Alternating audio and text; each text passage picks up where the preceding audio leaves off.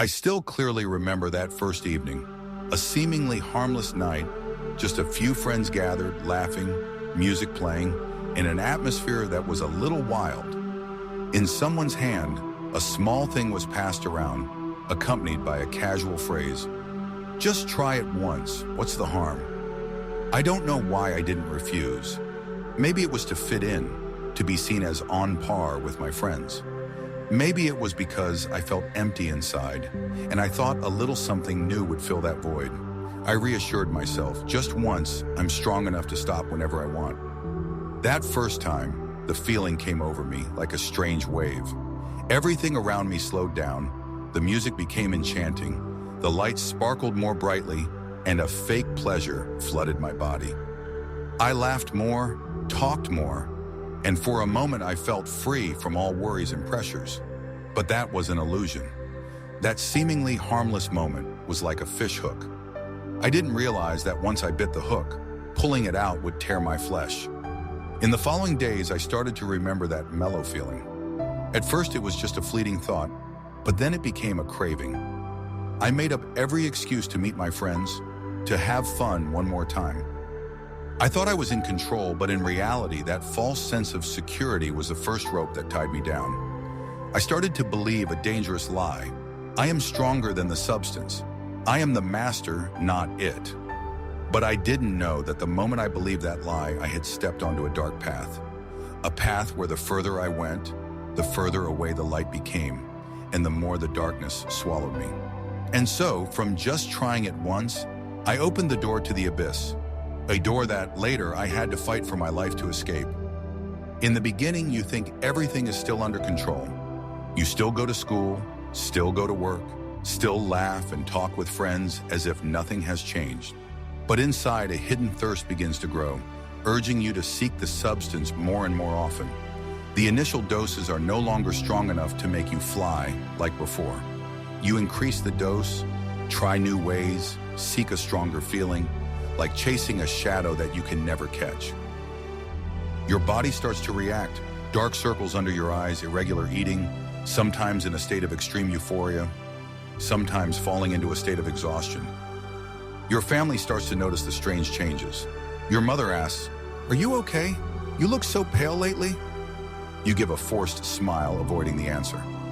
You start skipping family meals, making excuses that you're busy with work or have plans with friends. But in reality, you are looking for a quiet place to continue sinking deeper. Close friends start to drift away. A few people offered honest advice, but you brush them off. "I've got it under control, don't worry." The truth is, you lost control a long time ago. The substance is no longer something you seek when you want to. It has become the master of all your thoughts and actions. During the long nights you lie awake, your mind spinning, your body restless. Without the dose, you feel like a dried-up corpse. With the dose, you fall into a state of vagueness, losing your sense of time and reality. That vortex tightens every day, gradually severing the connections to real life. You are no longer yourself, and the scary thing is, you don't know how much further you will fall. When addiction has taken deep root in your blood, everything around you begins to crack into pieces. The job that was once your pride now becomes a burden.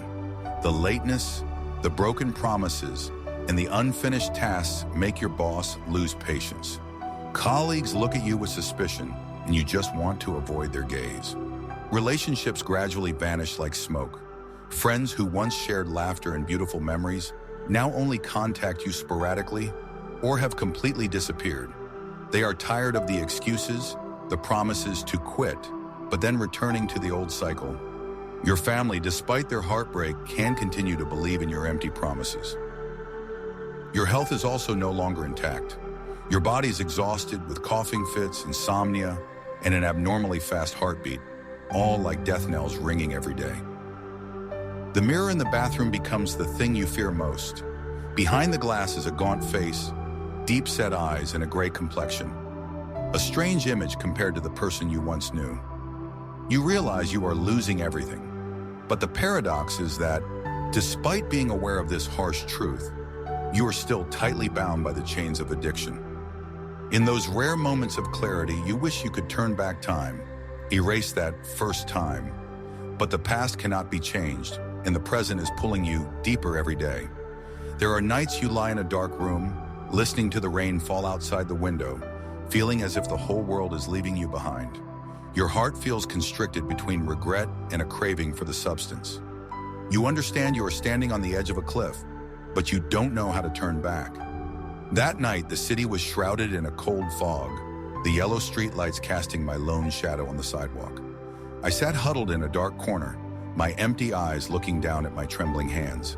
The withdrawal came like a monster, both violent and bloodthirsty, pulling me back into the familiar vortex. I don't remember why I left the house that night. Maybe it was to find a new dose, or maybe just to escape the suffocating four walls. Everything around me blurred. The sound of cars was just a distant echo. In my head, there was only one single urge, to soothe the screaming emptiness inside.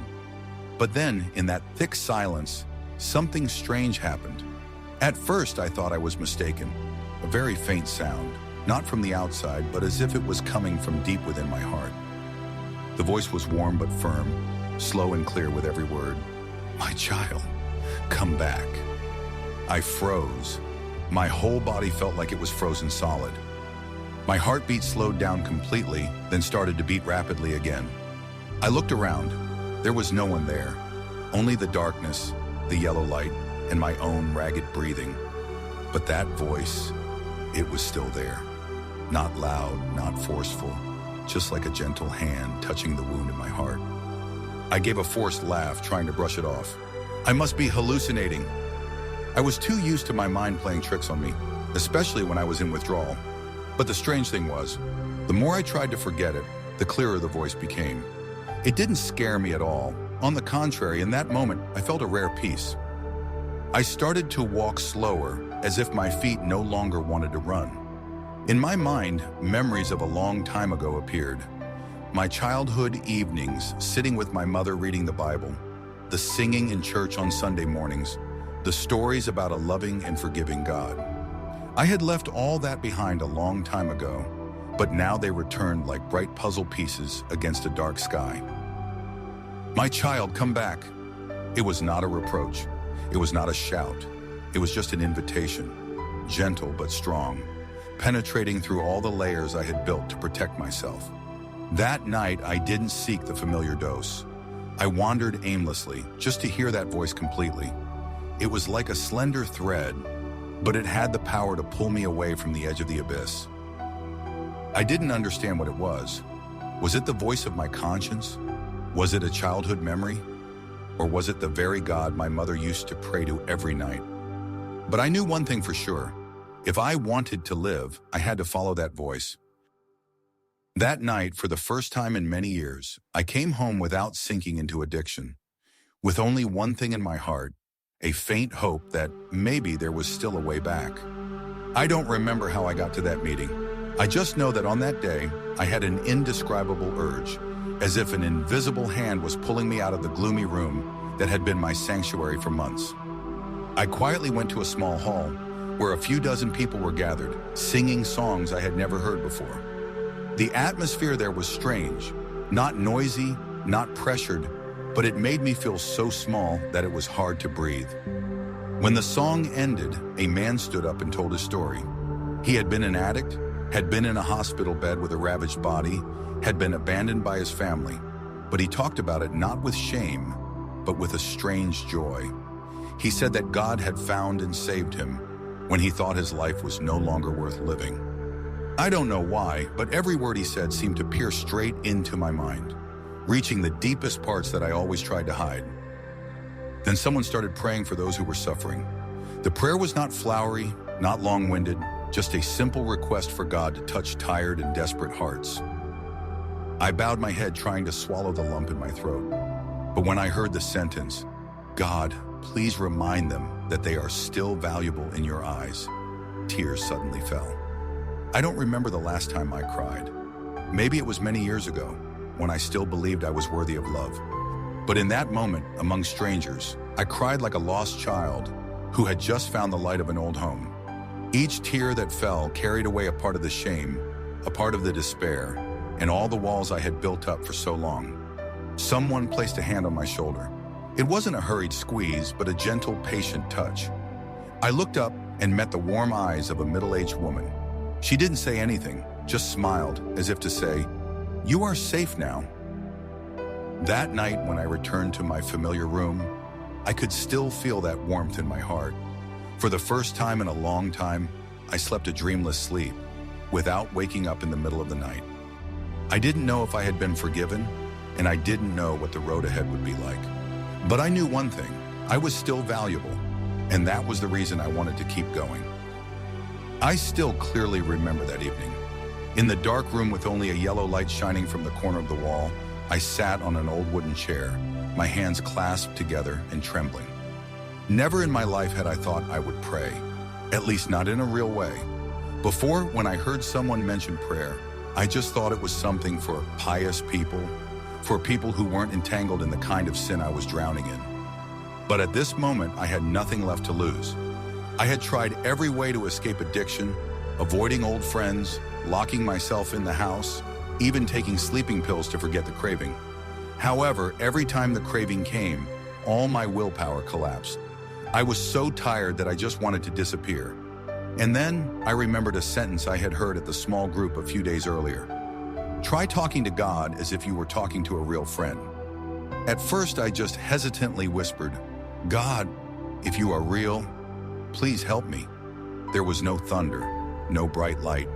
There was only silence, but it was a different kind of silence than I had ever experienced. In that silence, I felt as if someone was sitting in front of me, quietly looking at me, and I knew I was being heard. I started to tell everything: the shame, the failures, the times I had promised to quit, but then broke my promises. I talked about the fear of waking up in the morning, about the feeling of my body trembling from withdrawal, and about the painful memories I tried to forget but that clung to me. The more I talked, the more my tears fell. The strange thing was that after that clumsy prayer, I felt relieved. The craving was still there, but the fear seemed to have lessened. A strange sense of peace crept into my heart, a peace that I had never felt from any drug. I started doing this every night, not according to a pattern, not with flowery words. It was just me, with all my clumsiness and sincerity, talking to the God I hadn't seen, but was starting to believe was listening. Each time I felt as if an invisible hand was holding me, pulling me out of the darkness, even if just a little, but enough for me to keep going for another day. And I began to realize maybe this was the path that would lead me out of the chains I had been in for too long. In the early days of my decision to quit drugs, I truly understood what hell on earth was. The craving came like a storm, not just in my body, but also in my mind. My hands and feet trembled, cold sweat poured out, my heart raced abnormally, and every nerve seemed to be stretched to the point of bursting. I thrashed on the bed, groaning and asking myself, "What am I doing? Maybe I should just give up." The pain was not just physical, it gnawed at my soul. Old memories rushed back. The times of fake happiness when I was high, the moments of temporarily forgetting my ruined life. Now they all seem to be mocking me. "You can't live without me. You'll come back to me." That voice in my head was both familiar and scary, like a ghost from the past pulling me back to the abyss. At times I thought I was going insane. The pain spread throughout my body like thousands of small knives cutting into every muscle fiber. I was on the verge of collapse. In that moment, I remembered the words I had heard at the group meeting. "When you are at your weakest, call on His name."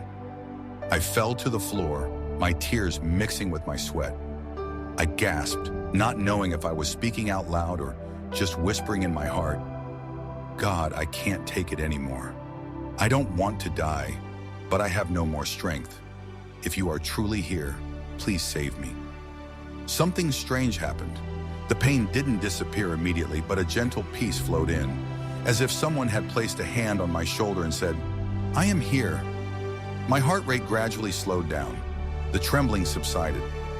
I was still in pain, but the feeling of despair had lessened. I realized that I had just crossed an important boundary. I was no longer fighting alone. The chains of addiction had not completely disappeared, but they had cracked. I felt a different kind of strength, not from my weak willpower, but from the God I had just called out to. That day, I didn't go back to drugs. For the first time in many years, I went to sleep without needing that substance to numb myself. I knew that the road ahead was still long and full of challenges, but now I had hope. And that hope was the beginning of true freedom. The first morning after getting through the terrible pain of withdrawal, I opened my eyes and noticed something strange. The heavy, gloomy feeling that had clung to me for months was no longer in my chest. I lay still, listening to the birds singing outside the window, and for the first time in a long time, that sound didn't annoy me. On the contrary, it seemed to be calling me out of the darkness, inviting me to step into a new day. I clearly remember the mornings before. When I opened my eyes, the first thing I thought of was finding a way to satisfy my craving. Without it, I felt like my body was being torn apart. My mind was being choked by someone. In those days, I lived no differently than a walking corpse. But today, it was so different. I was still weak, still felt tired, but deep inside, a small light was flickering. Every morning after that, when I woke up, I realized I had lived for another day. A day without the substance. And strangely, with each day, the light of hope grew. At first, it was just a small flame, trembling in the wind. But with each new morning, each prayer, each decision to stand firm, that flame became stronger, strong enough to dispel the dark patches in my soul. I started to develop new habits. Instead of waking up and sinking into a craving, I spent a few minutes thanking God. Even though my thanks were clumsy at first, just simple sentences like, "Thank you for letting me be alive today." I knew God heard me. And then those simple thanks became the strength that supported me throughout the day. Some mornings I still felt weak, and old memories and old temptations tried to return. But in those moments, I remembered how many dark nights I had gone through to get here. I remembered the extreme pain of withdrawal, and I knew I didn't want to go back to the starting point. I held on tightly to the belief that God was leading me, and that every day I woke up still alive. That was a miracle. As time went on, I realized something profound. Healing is not just a moment, but a journey. Each new day is a small step on a long road, and the light of hope is not always brilliant. Some days the sky is still cloudy, the rain is still falling, but the light in my heart is no longer extinguished like before. Morning is no longer the start of a chain of worries, but an invitation from God. Keep living, my child. I am still here, and I respond to Him with gratitude, with a determination to keep going, even on days when my feet still tremble. I learned to love simple things again. The sunlight streaming through the window, the faint smell of coffee in the kitchen, the laughter of a friend on the phone. All those things which I had never paid attention to before now became precious jewels because they reminded me that I was alive, truly alive. And most importantly, I knew I was not walking alone. The light of the new day didn't just come from the sunrise, but from the God who saved me from the deepest darkness. He didn't abandon me when I was at my weakest, and now every day I live is a living testimony that hope always exists. Every morning I wake up, I don't just see the light outside, but I also see the light in my own heart. A light that no addiction, no past can extinguish, because it comes from God. I once thought that forgiveness was a luxury, a gift that only good enough people could receive. I also believed that once you hurt someone, that crack could never be mended. Because of that, I carried a huge burden, both of shame and self-blame. Every time I recalled the things I had done in my dark days, I felt as if an invisible hand was squeezing my heart, making my breathing heavy.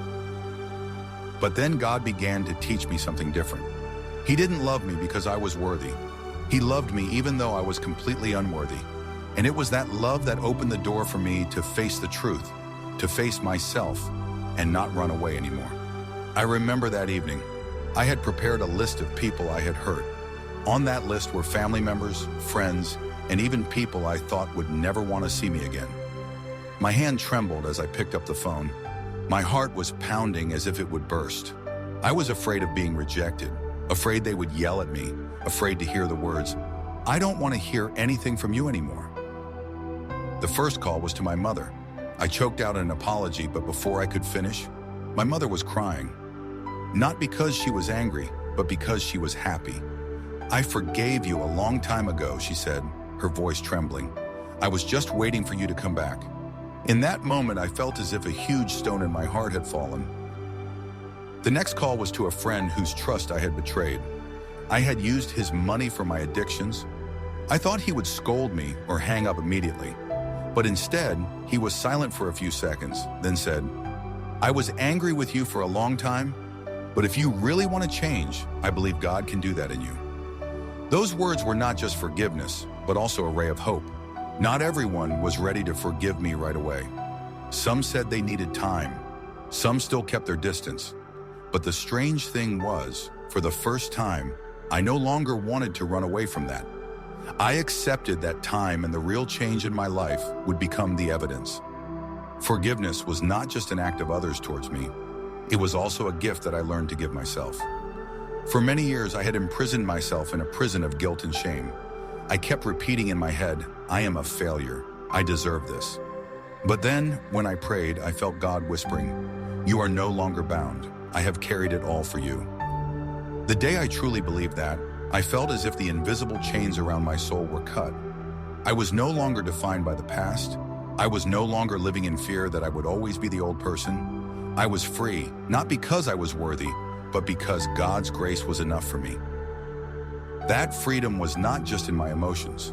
It was shown in the way I lived every day. I no longer had to wear a mask to hide my shame. I could look people in the eye without bowing my head. I dared to tell my story, not to boast, but to prove that if God could change a person like me, He could change anyone. Today, when I think about forgiveness, I no longer see it as something distant. I know it is the beginning of a new life. And as I walk in the freedom that God has given me, I realize forgiveness not only heals the one who is forgiven, but also frees the one who forgives. In the early days of recovery, you just thought that you needed to escape the darkness to be able to continue living. But when addiction has left, you begin to face another question. What will I live for? There were mornings when you sat silently for hours by the window, watching the sunlight spread across the small street. Every golden ray of light filtered through the leaves, shining into the room and warming your still, slightly trembling hands. You realize you survived. That wasn't to continue living a meaningless life, but to do something. One day while attending a community group, you heard a share from someone who had been more severely addicted than you, had almost lost their life, but was now going everywhere to help people just like they were before. That story was like an arrow piercing your heart. You suddenly saw it so clearly. The answer to your purpose in life was to use your own story and experience to save others. The first day you volunteered at a recovery support center, you felt a nervous anticipation with every heartbeat. You didn't know what to say, didn't know if anyone would listen to you. But when you looked into the red, tired eyes of a 19-year-old young man, you saw yourself in them. Without a script, you just told the truth about your dark days, about the pain, the loneliness, and the moment you met God. You didn't sugarcoat the story, and you didn't avoid the scars. And you saw the other person was listening intently. Their eyes moved as if they had caught a faint ray of hope. Week after week, you continued to return. You shared, prayed, and listened. Not everyone changes immediately. There were cases who disappeared after the first meeting, but you understood. The seed of hope needs time to sprout. Your job is to sow, and God will water it and make it grow. Gradually, you realized something wonderful. When you gave away faith and love, you yourself were healed more. Every time you hugged someone who was trembling from a craving, you remembered the very arms of God that had hugged you in your despair. Every word of encouragement you said was also a word you repeated to yourself. You are no longer a slave. You are free. The purpose of life was no longer a lingering question. It became my breath, my heartbeat, my reason. I never thought I would be living days like this. Every morning I wake up, I feel my body is light, my mind is clear, and my heart is at peace. No more withdrawal pains, no more darkness of the past surrounding me. Instead, there is the sound of birds singing, the sunlight flooding through the window, and a deep sense of gratitude that I am alive, that I am loved, that I have a chance. My health gradually recovered. In the early days, I had to relearn from small steps. Eating regularly, practicing deep breathing, light exercise. Each good habit was built, and I realized that my body was responding, not just physically, but also mentally. I learned to take care of myself, not out of fear of illness, but out of a desire to honor the God who gave me a new life. The relationships that seemed to have completely broken apart began to be mended. I dared to look my family members in the eye, no longer bowing my head in shame. There were long conversations and also tears, but they were tears of forgiveness and reunion. My family no longer looked at me as a burden, but as a living testimony to the power of love and faith. The most wonderful thing of all is the simple joy of life. I find happiness in drinking a cup of coffee in the morning, in laughing with everyone during a meal, in singing at a worship meeting. Every moment, no matter how small, has a profound meaning. I have been saved, and I am living a new life. I know that the road ahead will still have challenges, but now I am no longer alone. I have God walking with me, a family and community supporting me, and a clear goal to live for, to share this story to encourage those who are in darkness. If I, a person who was once at the bottom of despair, could find the light, then anyone can. A new life is not a destination, but a journey. Every day I choose to walk in the light, to hold on to my faith, and to live fully with the blessings I have received. And I know the most beautiful things are still ahead. I was once a person chained by sin, addiction, and despair. I once believed that my life was over, that there was nothing left to live for. But God stepped into the darkest place of my life, not when I was clean, strong, or ready to change, but when I was at my weakest, dirtiest, and most broken. I clearly remember every bone-wrenching pain of withdrawal. Every night the pillow was soaked with sweat, every time I stood on the verge of giving up. But then in those moments when I had no strength left, and I could only cry out, "God, please save me," He answered. He didn't just give me the strength to get through one night, one day, but He gave me a whole new life. I learned to surrender my burdens into His hands, to forgive myself, and to accept God's forgiveness. The old wounds no longer bled, but became signs of grace. I look back at the relationships that seemed to have been shattered, now mended by love and humility. Today, I no longer live for myself. I have found a new purpose, to serve and help those who are in the same abyss I once fell into. I tell my story not to receive pity, but to say that miracles still happen. God is still saving, still healing, and He can do it for anyone who opens their heart and seeks Him. Try to come to Him just with one sincere prayer. Lord, I need You. Please save me. And then, just like me, you will see darkness cannot overcome light. You will live and live a real life. I know that if it weren't for God, I wouldn't be here to write these words. He entered my life when I was at my deepest bottom, pulling me out of a dark abyss that I thought no one could save me from. From a lost person, I was transformed into a person who lives with purpose, joy, and true love. Everything I have today, freedom, health, mended relationships, is His grace. If you are reading these words and feel that you are stuck, desperate, or looking for a way out, please know that God is still there, waiting for you. He has not abandoned you, no matter where you are or what you have done. Try to open your heart, whisper a prayer, even the simplest one. God, please save me. You will be surprised at how He answers. Come to Him today, because He is the source of life, and your miracle can begin right now.